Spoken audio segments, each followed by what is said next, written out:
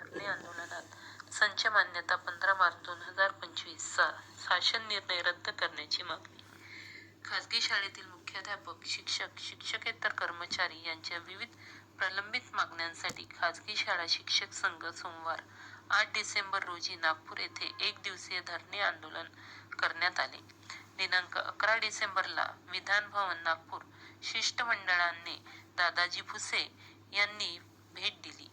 शिष्टमंडळात प्रमोद रेवतकर, विजय नंदनवार, पवन नेटे सोबत कोकण विभाग शिक्षक आमदार ज्ञानेश्वर म्हात्रे उपस्थित होते.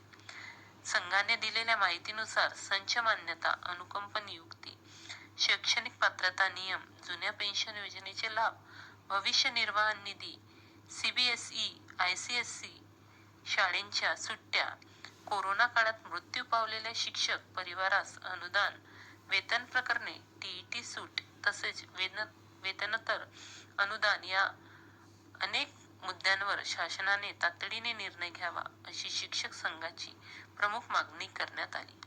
अनुकंप नियुक्ती प्रक्रियेला गती देऊन अर्जांना मान्यता व शालार्थ आयडी प्रदान करावेत. शिक्षणाधिकारी पदासाठी पदवी + बीएड ही शैक्षणिक पात्रता बंधनकारक करावी. 1 नोव्हेंबर 2005 पूर्वी नियुक्ती प्रशिक्षित व अप्रशिक्षित शिक्षक हा विचार न करता भविष्य निर्वाह निधी खाती सुरू ठेवावी. सीबीएसई आयसीएसई शाळांसाठी राज्य शासनाच्या सुट्टी नियमावलीनुसार स्पष्ट मार्गदर्शक सूचना द्याव्यात. कोरोना काळात मृत्यू पावलेल्या मयत रामदास काकडे हिंगणा नागपूर व दीपक सोमनकर चामोर्शी गडचिरोली शिक्षकांच्या वारसांना 50 लाखाचे सनुग्रह अनुदान तातडीने द्यावे.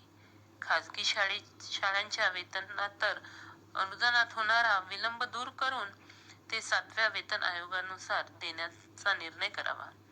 आंदोलनात सर्वश्री माजी आमदार नागोराव गानार, प्रमोद रेवतकर, प्रेमलाल मालेवार, लोकपाल चापले, विजय नंदनवार, पुरुषोत्तम टोंगे, किशोर दहेकर, पवन नेटे, प्रदीप मोतीरामानी, रितेश कुलसंगे, ममता बियाला, तेजराम बांगडकर, आदित्य कांबळे, कुमुद बालपांडे, आशिष टिपले, परसराम शेंडे, सौ मीनाक्षी रामटेके, ज्ञानेश्वर नागमोते, एकनाथ वैद्य, प्रीती बोरकल, नलिनी मसराम, प्रमोद कुंभारे, वसंतराव थाटे, संगीत चहांदे, मीनाक्षी भगत, विद्या मोरे, तनुश्री रंगारी,